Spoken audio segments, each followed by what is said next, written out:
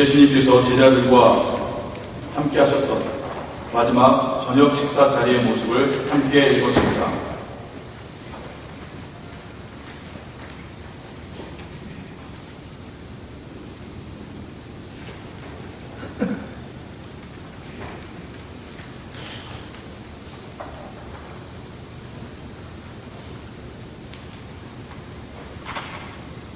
중고등부를 위해서 영어로도 준비가 되었습니다. 여러분 양해해 주시기 바랍니다. 여러분들이 예수님께서 제자들과 하셨던 유월절 식사에 대해서 너무나도 잘 아실 것입니다. 유월절 식사 자체가 이스라엘 민족이 애굽에서 구원받아 나왔던 사건을 기억하여 지키는 절기입니다. 유월절은 이스라엘 민족에게 구원의 메시지를 주는 절기입니다. 유월절은 이스라엘 민족에게 하나님의 살아계심과 자신들에게서 역사하셨음을 가장 분명하게 보여주었던 사건입니다.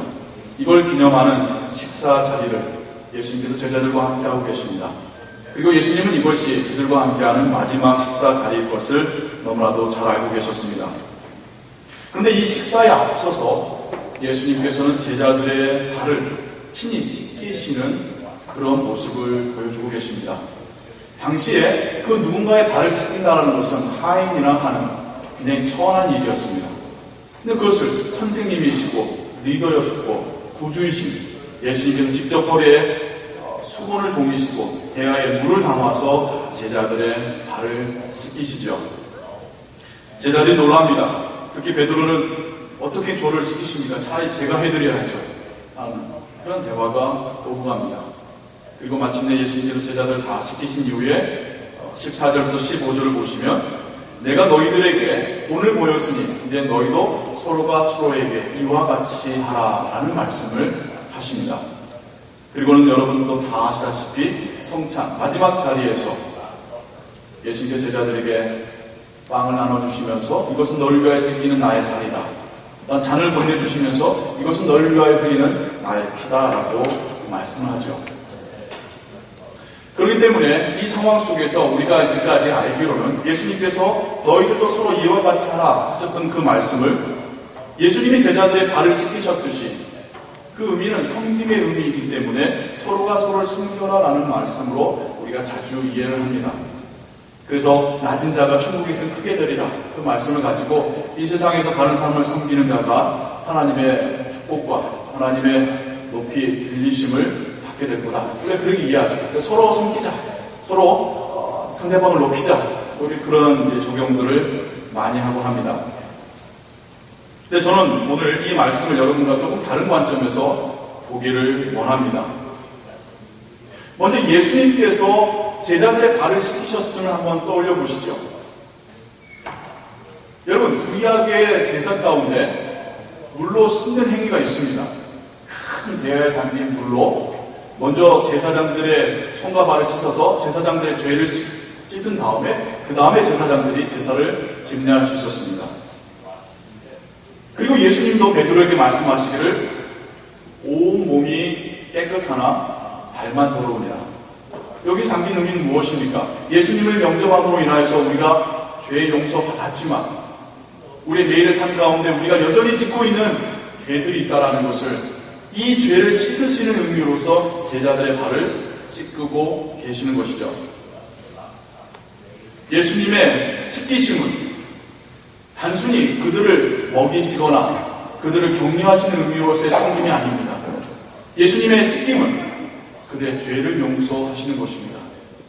그렇다고 한다면 예수님께서 제자들에게 서로가 서로에게 이와 같이 하라 할 때 그 의미는 무엇일까요? 그것은 예수님이 그들의 죄를 용서하시고 씻기셨듯이 이제 서로가 서로의 죄를 용서하고 씻어주라는 그런 의미가 되는 것이겠죠.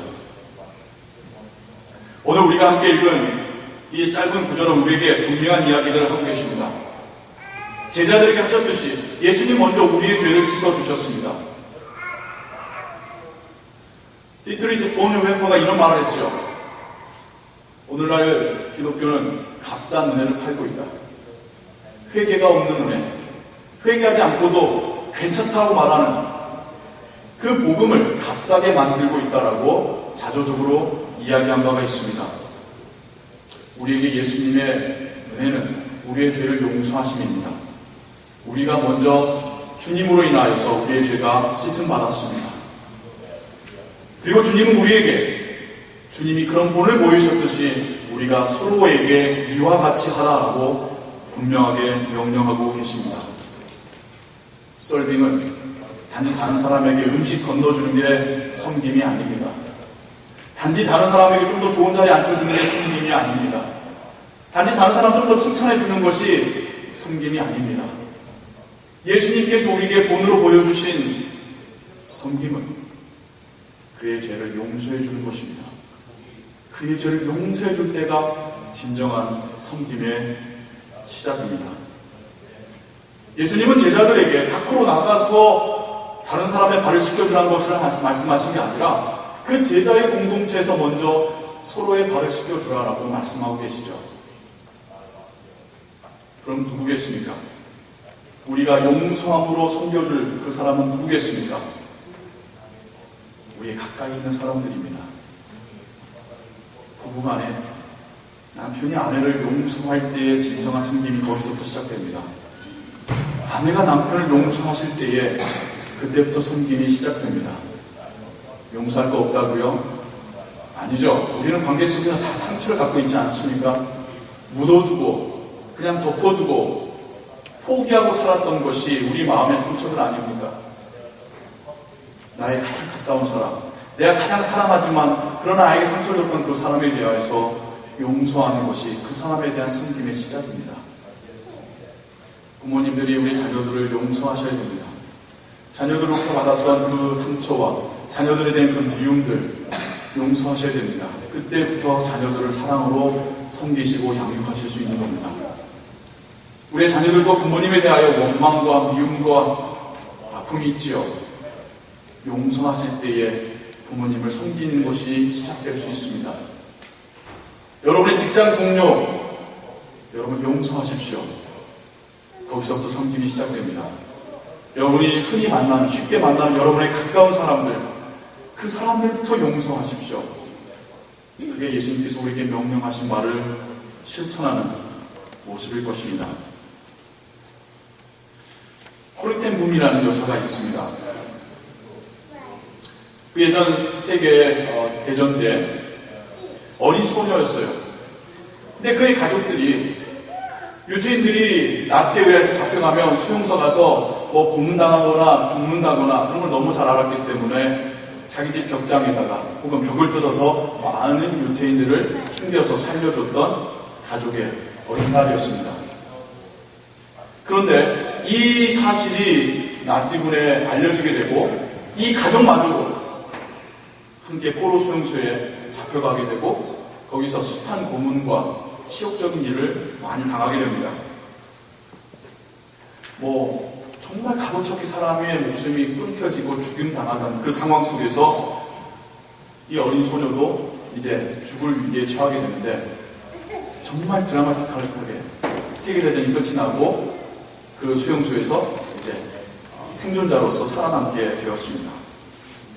그리고는 그가 겪었던 그 상황 속에서 하나님이 주셨던 그 은혜를 가지고 세계를 돌아다니면서 그때 상황을 설명하고 그럼에도 불구하고 우리가 용서해야 된다는 메시지를 전하는 그런 사람으로 쓰임받게 되죠. 그런데 어느 날 그녀가 그러한 메시지를 하나님께서는 용서하십니다. 우린 용서하기 힘들더라도 하나님께서는 용서하십니다라는 메시지를 전하는 강연을 마치고 이제 그 참석한 사람들과 악수하며 교제하는 그 시간에 한 남자가 그녀에게 찾아옵니다. 악수를 청하며 정말 하나님은 다 용서해 주시나요? 당신도 저를 용서해 주실 수 있나요? 알아본 거예요, 이 여인이. 그 수용소에서 사람들을 고문하고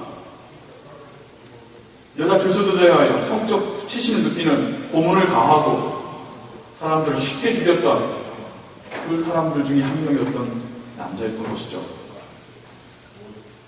코르텐 붐 여사는 사람들에게 하나님은 나치도 용서하셨다는 메시지를 전했지만 그 사람을 자기가 직접 본 순간 가슴이 덜컥 내려앉으며 무슨 말을 할 수가 없었더랍니다. 짧은 순간이지만 마음속으로 하나님께 기도하길, 하나님, 저에게 이 사람을 용서할 수 있는 힘을 주옵소서. 저로는 안 됩니다. 하나님, 제가 이 사람을 용서할게 도와주옵소서. 하나님 주신 용기를 가지고 그 자리에서 그의 손을 잡으며 그를 용서해 주었습니다. 그리고 나서 이 여사가 고백하기를, 그 이후에 다른 곳에 가서 하나님의 용서를 전할 때에 진정 자신의 마음의 평안이, 용기가 하나님께로부터 주어졌다라고 하는 그런 이야기들을 사람들과 함께 나누곤 하였죠. 오늘 예수님께서 하셨던 그 말씀, 이 명령을 우리의 삶에 우리도 적용해 보기를 원합니다.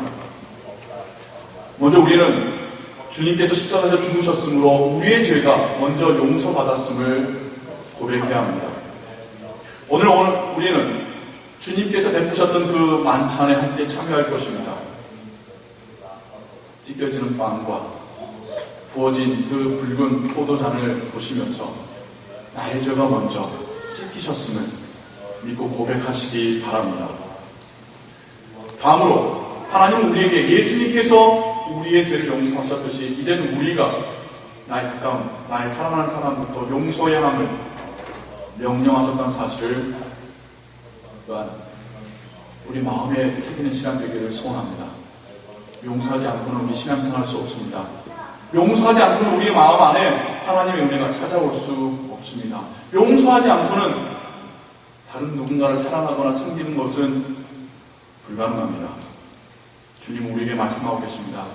용서가 섬깁니다. 우리가 다른 사람들을 용서할 때에 주님께서 산상수훈에서 말씀하셨던 진정한 하나님의 위로가 우리에게 임할 줄로 믿습니다.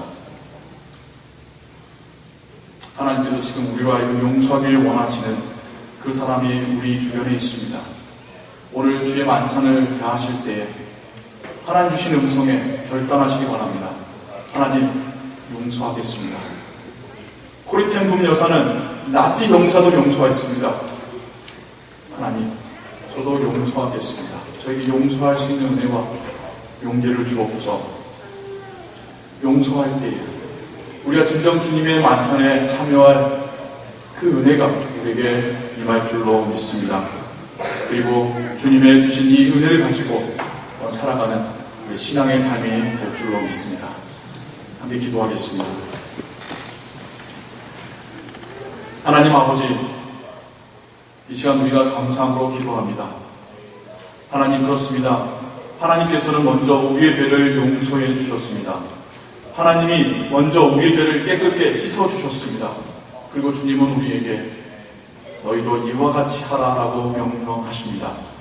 이건 선택사항이 아닙니다. 해도 되고 안 해도 되고가 아닙니다. 해야만 되는 일입니다.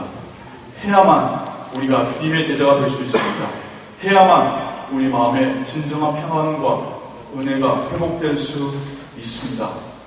우리의 가까운 사람부터 우리가 용서함으로 섬기게 하여 주옵소서. 하나님 주시는 위로와 평안을 누리게 하여 주옵소서. 하나님, 먼저 용서할 때에 우리 마음 가운데 천국이 임하는 것을 우리로 하여금 경험하게 하여 주옵소서. 오늘 우리가 주의 만찬 함께 대합니다.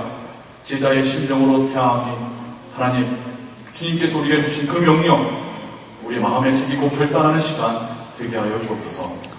예수 그리스도의 이름으로 기도하옵나이다.